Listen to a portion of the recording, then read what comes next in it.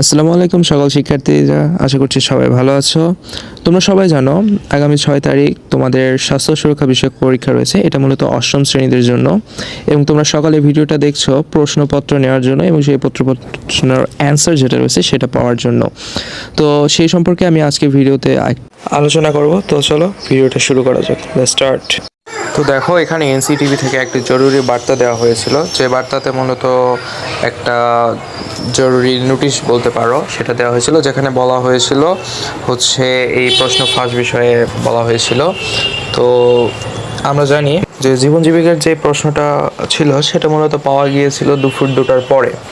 তবে এই বার্তাতে বলা হয়েছিল এবং এটার পরে আরও একটা নোটিশ দেওয়া হয়েছে, সেটাতে মূলত বলা হয়েছে যে এবার সেটা অর্থাৎ স্বাস্থ্য সুরক্ষা পরীক্ষার প্রশ্নপত্র যেটা 2টা পরে আর পাওয়া যাবে না, সেটা সন্ধ্যা 7টার পরে মূলত প্রধান শিক্ষকের নৈপুণ্য অ্যাপে দেওয়া হবে।